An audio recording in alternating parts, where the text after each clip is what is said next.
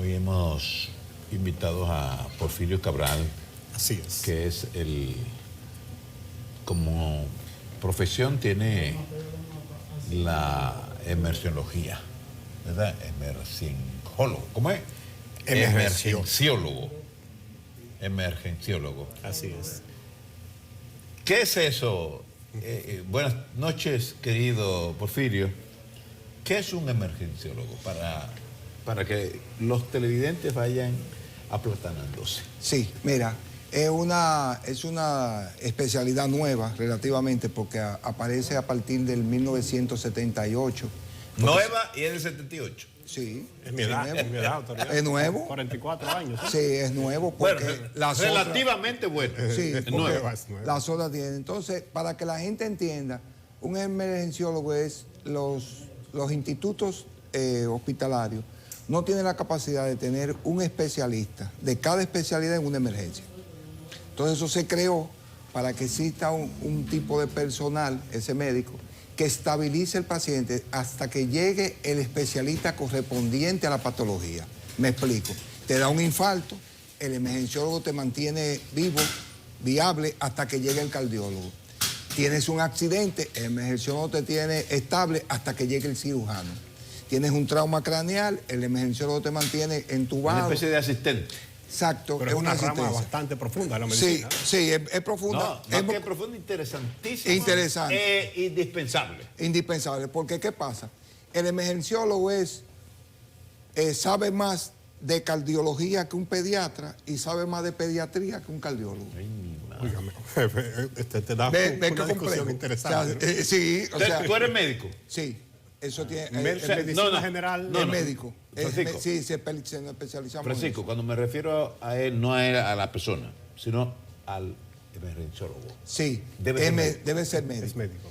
Cuando tú no eres médico específicamente, tú estás en la categoría de paramédico, que es el personal que debe asistir a las ambulancias o en estos casos de desastre en el lugar de los hechos. ¿Qué es un paramédico en términos de Sí, expresión técnica. y definición? El paramédico es un personal de salud entrenado para mantener los signos vitales estables de un paciente. Profesional de la salud, esa profesionalidad, eso implica un título. Sí, es una especialidad que en países organizados dura 4 años, La formación. la formación de un paramédico. Que tiene que ser, entonces, doctor. No, ese no tiene que ser doctor, No. no necesariamente. Un paramédico puede ser un Sí, enfermero. sí, un enfermero, un tipo de enfermero bien especializado, con ciertas técnicas, porque tú... Ahora, pero para yo durar 4 años estudiando una especialidad, ya yo me hago médico. Sí, lo que pasa es que dentro de esa especialidad, de centro de entrenamiento, tú tienes que tener condiciones físicas porque tú estás en el terreno de juego y tienes que tener un entrenamiento sobre mecanismos de defensa y seguridad en el evento. Por ejemplo, la explosión que hubo en San Cristóbal, Sí, una tú no especialidad. vas a arriesgar que vaya un médico a trabajar ahí, porque tú pierdes un médico que dura más en prepararlo. Sin embargo, un paramédico tiene entrenamiento para protegerse, cuidarse y evitar cualquier inconveniente que tenga ahí. Franklin, sí. Es interesante. Yo sé que él tiene una pregunta más interesante que la mía. No, cualquiera. Pero venga. Estamos aquí. Pero me ha dado paso. Sí. Don Francisco Medrano. ¿Cómo entra un emergenciólogo en esta situación de una tormenta? Era mi pregunta. Exacto. Mira, coincidieron. La misma pregunta. Eso se llama alineado en el universo. Claro, Oiga, ¿qué es lo claro. que ocurre? El emergenciólogo no es solamente un área de emergencia. El emergenciólogo está entregado para situaciones de emergencia en una sala y para zonas de desastre. Y nosotros estamos en una situación de desastre. En un desastre O sea, que natural. ustedes estuvieron presentes en la situación de San Cristóbal. Sí, él tiene que tener un personal ahí, inclusive dándole paso dentro de las cosas y que me motivaron que yo hiciera eso, que yo tengo más de 40 años siendo bombero del Cuerpo de Bomberos de San ¿Qué Juan. rango usted tiene? Teniente coronel, señor. Hágame saludo, dice Coronel. Franklin, Y miembro de la Brigada de Rescate del Cuerpo de Bomberos de Santo Domingo para darle soporte a los rescatistas en cualquier... No, pero tú eres un científico. Bueno, tengo un tiempecito, sí. Sí, tú eres un científico. 40 años. entonces, Sí, solamente. Medrano, 40 sí, años. 40 años de servicio. Franklin, en esta etapa escuchamos a las autoridades que hablan mucho de que se reforzaron las emergencias. Mira. Y entonces uno dice, es que una emergencia no debe estar reforzada, porque una emergencia siempre debe estar lista para la emergencia. Mira, explíqueme esa parte. Ocurren muchas cosas y todavía no hemos avanzado. Durante cualquier situación de desastre, tú tienes un antes, un durante y un después. El personal tiene que estar y la población tiene que estar informada en esas 3 etapas. Nosotros actualmente estamos en el durante. El antes es donde tú tienes medidas como es poda de árboles, sacar a las personas de las viviendas que posiblemente se inunden, porque en este caso no vamos a tener fuertes vientos, pero vamos a tener tremendas inundaciones.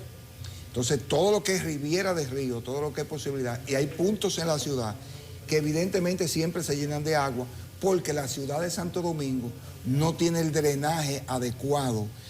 Construyen, pero no hacen los drenajes adecuados. Si ustedes notan, la única zona que tiene un drenaje que se hizo en el siglo XIX es la zona colonial, no se inunda, porque tiene un drenaje en el cual tú caminas por debajo parado y no se inunda. Ustedes no han notado, la ciudad colonial nunca se inunda, y es porque está bien construida y fue construida en el siglo XIX.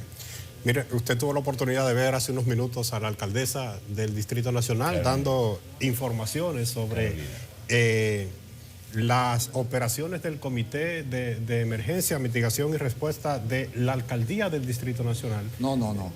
Ante cualquier, y son de las cosas que hay que legislar, ante cualquier situación de desastre natural o desastre creado por el hombre, todas las informaciones pasan a la institución que se llama el COE, el Comité Operativo de Emergencia, y todas las instituciones se insertan ahí y el Comité de Emergencia es que emite todos los boletines oficiales para que no oigan una frase muy común, que no se lleven de rumores. ¿Estuvo bien que la alcaldesa convocara una rueda de prensa independientemente del COE? No estuvo bien. No estuvo bien.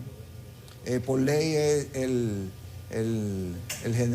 ex general Méndez es el que tiene la autorización de dar las informaciones para que no existan confusiones y choque de información. Y dispersión de información. Exacto. Eso se creó hace mucho tiempo.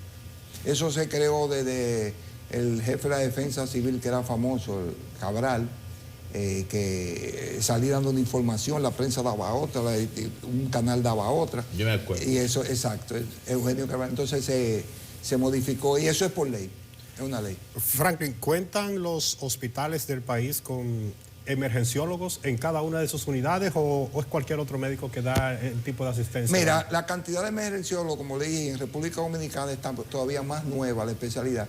No todos los hospitales tienen el personal de emergenciología. Sí tienen algunos emergenciólogos y hay otros que son los que son docentes, como el caso del Darío Contreras, que tiene un equipo de emergenciólogos porque lo imparten ahí la especialidad. Pero el país todavía no tiene la capacidad de tener emergenciólogos en todos los puestos de servicios que requieren. ¿Qué rol juega usted en reiterar, porque ya lo dijiste, reiterar para que la gente tenga presente en esta tormenta? Ya te dije, nosotros teníamos que estar organizando los equipos, por ejemplo, los hospitales. La preparación que puede tener un hospital es darle de alta a pacientes que no tienen necesidad de estar todavía hospitalizados para tener más disponibilidad de cama. Más o menos una logística que tú tienes que hacer. También abastecerte de materiales que tú vas a utilizar más. Por ejemplo, en el caso de esta inundación hay varias heridas, tú vas a tener material de sutura, antitetánicas, reforzarlo, aumentar el stock que tú tienes de eso porque lo vas a usar. Nosotros vamos a tener eso y una revisión al entrenamiento de cómo manejar los pacientes que lleguen con situación de ahogamiento, que puede ser lo que se presente. ¿Y qué debemos cuidarnos a raíz de esta? Ok, durante que estamos en esta etapa es no estar en el medio, estar guarecido, tener los medicamentos que tú utilizas frecuentemente. Me explico, el que es hipertenso y el que es diabético, dentro de su kit de emergencia que tiene que tener en su casa, tiene que tener su medicamento porque las farmacias están cerradas y si tú sales, se te acaba el medicamento, tú no tienes cómo tomarlo y eso es muy peligroso porque un paciente hipertenso que deje de tomar sus pastillas puede ser que haga un evento, haga un infarto o haga un derrame cerebral y ya tú estás creando una situación. Si tú eres también asmático, que en esta época va a decir no tienes el medicamento para tu patología, puede traer trastorno. Además, nosotros tenemos que calcular las posibles enfermedades que van a surgir luego de esto. ¿Qué enfermedad más peligrosa tenemos ante esta situación? Por ejemplo, el caso de la leptospirosis. es una enfermedad que está en la orina de las ratas. Las ratas... Que se da en esta situación. Sí, porque ¿qué pasa? Las ratas no son brutas, son inteligentes. Ellas van a estar donde están los alimentos, donde está acumulada la gente, para ellas también comer ahí. No, y entonces, si sus cuevas se llenan de agua... ellas van a buscar los refugios. O sea, los refugios van a invadir las ratas. Entonces las ratas orinan en el borde de las latas, de los productos que tú tienes guardados para eso. ¿Por qué orina ahí? Porque la rata cuando está merodeando, deja su sello, ella orina porque deja su sello. Como una marcar su territorio. Es una marca, ¿no? Es una estela. Sí, y ahí le avisa a las otras ratas que ya pasó una rata por ahí. ¿Y qué pasa cuando...? Esa orina, por lo regular, ella tiene la bacteria que causa... Es una señal, porque sí. La orina es una señal. Sí, sí. Pero, ¿qué mensaje envía la rata cuando pasa por un...? Porque... De que ya ella cruzó por ahí no hay peligro y la otra puede cruzar. O sea, que pueden pasar los Las otras cruzan. Si tú matas una rata y cayó sangre de la rata en ese lugar... Hay un corte. Ninguna rata se acerca ahí. Repite. Si tú matas una rata y botas sangre, donde tú la matas y botó sangre, ahí no pasa otra rata. Eso es un corte. Que le manda un código, por ahí no pasa más nunca otra rata. Se comunica, por eso ¿no? que las trampas de ratas evitan que la rata bote sangre o bote secreciones para que la otra rata no se dé cuenta. Franklin, hay un evento que suele pasar cuando se producen importantes aguaceros. Sí. Franklin no me da tu mente. Sí. Sí. Yo estoy hablando con Porfirio. No, tú vas a tener... Ajá. Pero perdón, Porfirio. El deficiente sistema de drenaje con que cuenta la ciudad de Santo Domingo, o sea, en algunos lugares provoca que las aguas residuales se mezclen con las aguas cloacales. O sea, se desborda el sistema de cloacas y se mezcla con el sistema residual, ¿no? Sí. O sea, las aguas... cloacas, evidentemente las cloacas, y las aguas residuales de los inodoros, y eso ya es contaminación total. Toda esa agua está sumamente contaminada. Y en ese subterráneo... Tú sabes que las ratas son... No, ellos son las dueñas de ese sector. Entonces, ¿qué ocurre? Todas esas bacterias, toda esa agua contaminada, cuando la gente la pisa descalzo, tomen el contacto, si tú tienes una herida o tienes algo, tú vas a tener una infección. Y entonces puede traerte mucho trastorno y provocarte enfermedades, que comienza evidentemente siempre con fiebre y con las secreciones purulentas en el área de las heridas. O sea, esa gente que empiezan a bañarse, a andar en la calle, entre toda esa agua contaminada, tienen ese alto riesgo de enfermedades. Entonces, dentro de la parte que tiene que hacer el médico de emergencia es prevenir esas situaciones que tienen.